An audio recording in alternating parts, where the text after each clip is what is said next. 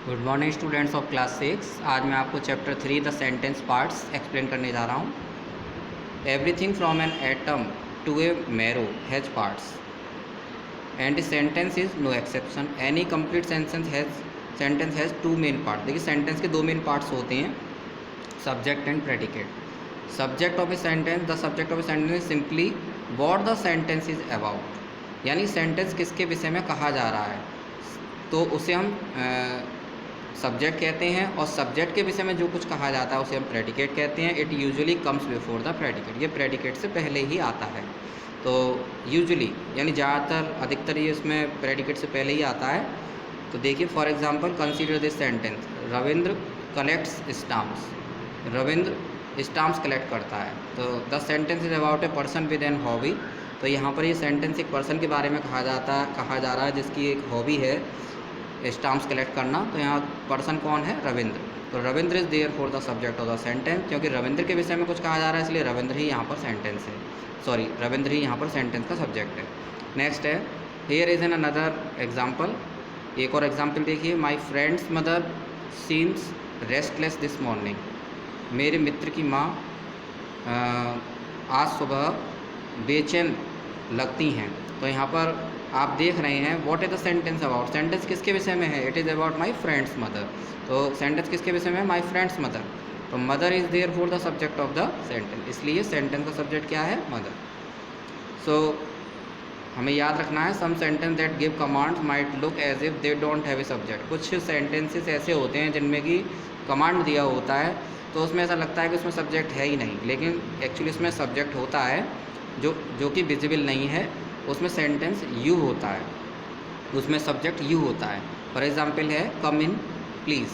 Come in please का मतलब है, इसका मतलब है, इसका अर्थ हुआ कि यू कम इन प्लीज़। तो in the example above there is no visible subject, इसमें कोई विजिबल सब्जेक्ट नहीं है, but the subject in such a sentence is called is the pronoun you. इसमें सब्जेक्ट क्या है? Pronoun you. Normally the subject in a command is left out और is invisible. अधिकतर subjects जो होते हैं वो किसी भी कमांड में लेफ़्ट आउट होते हैं, छोड़ दिए जाते हैं, या फिर वो इनविजिबल होते हैं। अब हम प्रेडिकेट पर आते हैं। प्रेडिकेट क्या होता है? The predicate is the part of the sentence that makes a statement about the subject. Subject के बारे में जो स्टेटमेंट दिया जाता है या सब्जेक्ट के बारे में जो डिस्क्रिप्शन दिया जाता है वही प्रेडिकेट कहलाता है। The main part of the predicate is the verb. Predicate का मेन पार्ट जो होता है वो वर्ब होती है। वर्ब से ही प्रेडिकेट पार्ट जनरली शुरू होते हैं। The predicate usually comes after the subject. Predicate usually subject के बाद आते हैं। Once you find the subject, you can easily find the predicate। अगर एक बार आप सब्जेक्ट को फाइंड कर लेते हैं तो प्रेडिकेट फाइंड करना आसान होता है। Just ask yourself what the sentence is telling you about the subject. बस आप स्वयं से ये पूछिए कि सेंटेंस सब्जेक्ट के बारे में, सेंटेंस में सब्जेक्ट के बारे में क्या बताया गया है, वही प्रेडिकेट है। देखिए, the predicate might tell you what the subject did, does, will do. Predicate आपको ये बताएगा कि सब्जेक्ट क्या करेगा या क्या उसने किया या क्या करता है, ये सभी वो बताएगा। Let's take another look at our first example. देखिए, रविंद्र कलेक्ट्स स्टाम्प्स। तो in this sentence as we know the subject is Ravindra, हमें मालूम है सब्जेक्ट यहाँ रविंद्र है। द प्रेडिकेट कलेक्ट्स स्टाम्प्स, यहाँ प्रेडिकेट क्या है? Collects stamps. ये हमें ये बताता है कि रविंद्र क्या कर रहा है।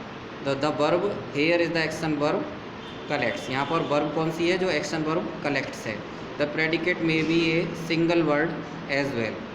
प्रेडिकेट एक सिंगल वर्ड भी हो सकता है। फॉर एग्जांपल रोहित स्नीज्ड, यानी कि रोहित ने छींका। तो यहाँ स्नीज्ड जो है ये भी एक प्रेडिकेट पार्ट है, मतलब प्रेडिकेट पार्ट है, क्योंकि ये वर्ब से शुरू हो रहा है। तो एक शब्द भी हो सकता है प्रेडिकेट में। In the above example Rohit is the subject and the verb sneezed is the predicate. Next, there may be three situations in which the subject appears after the verb and not before it।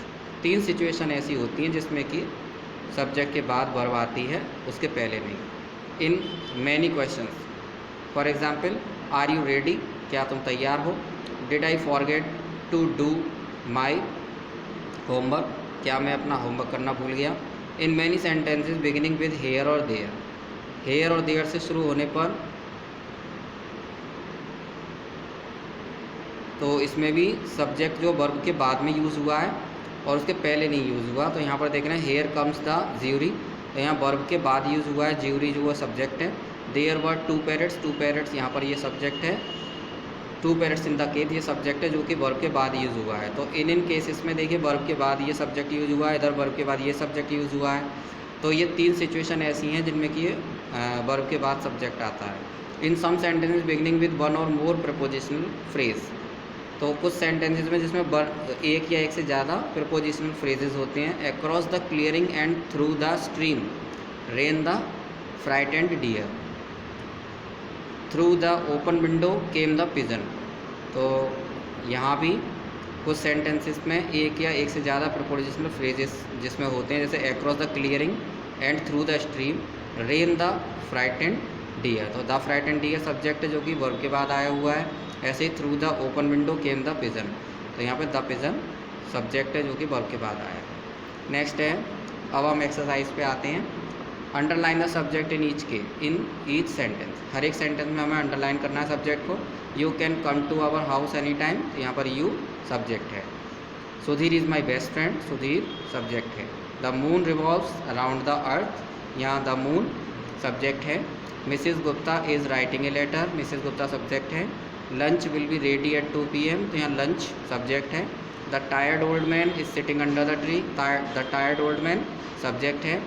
We went to Agra to see the Taj Mahal, यहाँ पर we जो है subject है। Next sentence number 8, a large number of swimmers competed in the event, तो a large number of swimmers यहाँ पर subject है। The carpenter is making chairs, the carpenter यहाँ पर सब्जेक्ट है। People really need to stop smoking, यहाँ people subject है।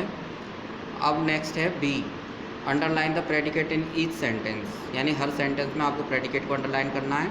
The words feathers were long and colourful, तो were long and colourful predicate part है क्योंकि ये वर्ब से स्टार्ट हो रहा है, वर्ब से शुरू हो रहा है और ये सब वर्ड्स फेदर के बारे में बता रहा है, डिस्क्रिप्शन दे रहा है, इसलिए ये पूरा ये प्रेडिकेट पार्ट है।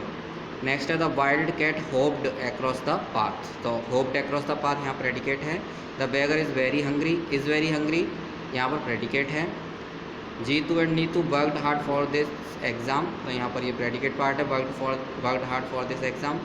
नेक्स्ट है मोस्ट बर्ड्स कैन फ्लाई, तो यहाँ कैन फ्लाई प्रेडिकेट पार्ट है। They fly with their wings यहाँ पर प्रेडिकेट है। ऑनेस्टी ऑलवेज पेज यहाँ पर ये प्रेडिकेट है। The sun is a ball of fire, तो is a ball of fire ये भी प्रेडिकेट है। The fireman are extinguishing the fire यहाँ पर प्रेडिकेट पार्ट है। There are 10 words on the wire, यहाँ पर ये प्रेडिकेट पार्ट है, इसको अंडरलाइन किया गया है। नेक्स्ट है C, tick the subject among the given choices में आपको सही चॉइस को टिक करना है। फर्स्ट सेंटेंस है आई टुक ए सीट बिहाइंड हर, तो यहाँ पर सब्जेक्ट कौन सा है, आई। नेक्स्ट है at college everyone was friendly, तो यहाँ पर सब्जेक्ट है everyone. We went to the movie last night, subject है यहाँ पर वी। नेक्स्ट है Rahul taught us how to make kites, तो यहाँ पर राहुल के सामने हम टिक लगाएंगे क्योंकि राहुल सब्जेक्ट है। My car got damaged in the traffic, तो यहाँ पर कार ये कार यहाँ पर जो सब्जेक्ट है। The cat stayed out all night, यहाँ कैट सब्जेक्ट है। This test is not easy for you, तो यहाँ पर टेस्ट सब्जेक्ट है। We will go to the library today, तो यहाँ पर वी जो है वो सब्जेक्ट है। तो इसी के साथ ये चैप्टर फिनिश होता है। Thank you very much.